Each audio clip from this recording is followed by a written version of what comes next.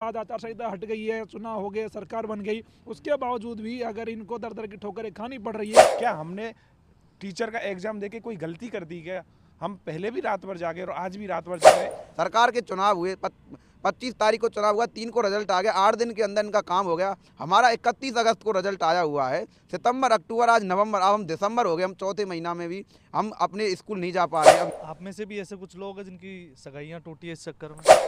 रात भर जाग जाग कर जो छात्र पढ़ाई करते हैं, नौकरी हासिल करते हैं, यहाँ तक कि परीक्षा में सेलेक्ट भी हो जाते हैं, उसके बावजूद उनको ज्वाइनिंग नहीं मिल पाती और वही छात्र वापस रात भर जागने को मजबूर है। जयपुर के शिक्षा संकुल में धरना दे रहे हैं। कौन वो छात्र हैं, क्या उनकी मजबूरी है, क्या वो कारण है जिसकी वजह से वापस रातों को इनको जागना पड़ रहा है, ये जानने के लिए हम उन छात्रों के बीच में आए हैं जो शिक्षा संकुल के बाहर धरना दे रहे हैं। क्या नाम है आपका, बताएं। मोनू यादव नाम है मेरा। मैं रीट L1 से हूँ और हमारी मांग ये कि हमें 23 जुलाई को हमारी काउंसलिंग हो चुकी थी। उसके बाद में आचार संहिता के अटका दिया गया, हमें नियुक्ति नहीं दी गई, हमारे साथियों को नियुक्ति दे दी गई है और उसके बाद में अभी वर्तमान में हमें नियुक्ति नहीं देने की वो कर रहे हैं। अभी क्यों नियुक्ति का मामला कहाँ अटका हुआ है, कौन अटका रहा है? ये सीधा सीधा खेल है, अधिकारियों की लापरवाही की वजह से हो रहा है। यहाँ बीकानेर विश्वविद्यालय के जो अधिकारी है, शिक्षा संकुल के जो अधिकारी है, उन्होंने एक ऐसा माहौल बना दिया कि बेरोजगार युवाओं को उन्होंने परेशान करके रख दिया। वो तो कह देते हैं कि शिक्षा संकुल वाले अधिकारी जाने और बीकानेर वाले कह देते हैं वो जाने, तो आपस में इनका एक खेल चल रहा है और बेरोजगारों को ये परेशान कर रहे हैं। तो हम ये भी जानना चाह रहे हैं इनसे कि बेरोजगारों से क्या दुश्मनी है इन अधिकारियों की। तो कहीं ना कहीं बेरोजगारों को परेशान किया जा रहा है। ये सब मजदूर किसान गरीबों के बेटे हैं, बड़ी मुश्किलों से इन्होंने नौकरी हासिल करी है। आज इनकी नौकरियों को यूँ रोक देना, इनकी ज्वाइनिंग बाकी है, सारे काम हो गए, इनको स्कूल मिल गया, डिस्ट्रिक्ट लॉट हो गया, उसके बाद मेरे समझ नहीं आ रहा कि आचार संहिता के चलते इनको रोक लिया था, आज आचार संहिता हट गई है, चुनाव हो गए, सरकार बन गई, उसके बावजूद भी अगर इनको दर दर की ठोकरें खानी पड़ रही है, तो कहीं ना कहीं राजस्थान की जो ब्यूरोक्रेट है उनकी ना समझे के कारण से, उनकी लापरवाही के कारण से इनकी जो नियुक्ति है वो रुकी हुई है। आज बेरोजगार छात्र लगातार 2 दिन से मेरे साथ है, लगातार धरना दे रहे हैं। कल हमने शिक्षा संकुल में यहाँ अधिकारियों से बात करी, कल लगातार रात में छात्र यहाँ मौजूद रहे, आज भी छात्र रातों यहाँ मौजूद है मेरे साथ में। और जब तक इनको नियुक्ति के आदेश मिल नहीं जाते, ये छात्र लगातार सड़कों पे डटे हुए हैं, रुके हुए हैं। आप देखो इतने क्या वो नासमझी अधिकारी लोग कर रहे हैं, क्या गलती कर रहे हैं अधिकारी? उनका ये है कि यहाँ जो शिक्षा संकुल के जो अधिकारी हैं, उन्होंने कोर्ट का जो ऑर्डर आया था, उस ऑर्डर से पहले ही एक ऑर्डर निकाल दिया और वो वहाँ मौखिक रूप से, जो वकील साहब ने बताया था, मौखिक रूप से जो ऑर्डर शिक्षा निदेशालय भेज दिया। निदेशालय वालों ने उसी ऑर्डर को मानते हुए हमारी नियुक्ति पर रोक लगा दी। क्या ऑर्डर था वो कोर्ट का? कोर्ट का ऑर्डर यथास्थिति का है, जिसके अंतर्गत हम जो चयनित बच्चे हैं उसके अंतर्गत नहीं आते हैं। हमारी काउंसलिंग होके हमारे केवल साइन रह रहे हैं। उस ऑर्डर में जो कोर्ट का आया है, उनको अधिकारी लेवल पे जो आपस में ही बीकानेर, कभी जयपुर, कभी बीकानेर, कभी जयपुर ऐसे कर रहे हैं। हमको यही नहीं बता पा रहे हैं कि हम लोग जाएं कहाँ। क्या हमने टीचर का एग्ज़ाम देके कोई गलती कर दी क्या? हम पहले भी रात भर जागे और आज भी रात भर जाग रहे हैं। ऐसी हमने कौन सा गुनाह कर दिया जो सरकार हमें आज भी सड़कों पर उतरने के लिए मजबूर कर रही है? हमने कैसा गुनाह कर दिया? हम आप अधिकारी लोगों से मांग कर रहे हैं कि प्लीज़ हमारी नियुक्तियों को ना रोकें, हमें नियुक्ति दें और मुक्ति दें।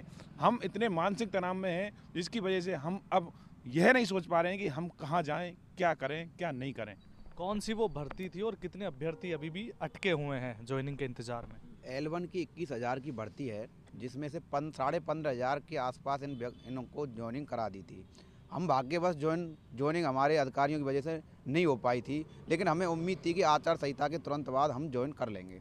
लेकिन उनके अधिकारियों के उनके गलत डिसीजन से हम उसका झेल रहे हैं। वो हवाला दे रहे किसी कोर्ट स्टे का। यथास्थिति है उसमें, तो हमारा उसमें कुछ नहीं है। हमको विद्यालय आवंटित हो चुका है, हमको सब कुछ हो चुका है। हमारे साथी जिन्होंने हमारे साथ सब पढ़ाई लिखाई सब कुछ किया है, हमारे साथ पड़ोसी हैं, वो सब कुछ हैं, वो स्कूल जा रहे हैं। हम क्यों नहीं जा पा रहे हैं, ये भी हमारे समाज में हमसे पूछा जाता है। हम आर्थिक रूप से, मानसिक रूप से और सामाजिक रूप से, तीनों ही रूप से हम परेशान हैं। हमारा बाहर जाना भी दुश्वार है कि हमको तरह तरह के प्रताड़ना दी जाती है समाज में।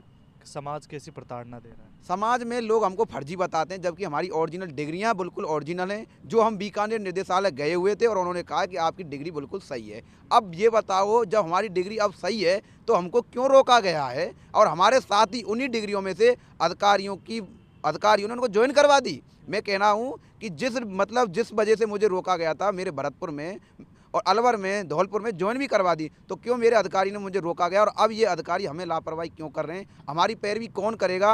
और कोई भी हमारे इस मान नहीं रहा है कि हम इसके जिम्मेदार हैं। तो ये बताओ हमने क्या गलती करी? मैं ये कहता हूँ सरकार से, सरकार के चुनाव हुए, 25 तारीख को चुनाव हुआ, 3 को रिजल्ट आ गया, 8 दिन के अंदर इनका काम हो गया। हमारा 31 अगस्त को रिजल्ट आया हुआ है। सितंबर, अक्टूबर, आज नवंबर, अब हम दिसंबर हो गए, हम चौथे महीना में भी हम अपने स्कूल नहीं जा पा रहे हैं। अब ये बताओ, और हमारे साथ ही लोग 2-2 महीने की सैलरी उठा चुके हैं। आज हमारा क्या दोष है? हमारे घर वाले कब तक सहेंगे? हमारे सबके आस पड़ोस में, गली मोहल्लों में जाते हैं, बच्चे का क्या हुआ क्या नहीं हुआ, पहले तो सब कुछ हो गया, अब ये क्या बीमारी है? हम किसको क्या जवाब दें? मुंह दिखाना, हमारे रिश्तेदारी में नहीं जा सकते। अब शादियों का सीजन शुरू हो रहा है, हम कहीं भी नहीं जाने लायक हैं। आप में से भी ऐसे कुछ लोग हैं जिनकी सगाइयाँ टूटी है इस चक्कर में?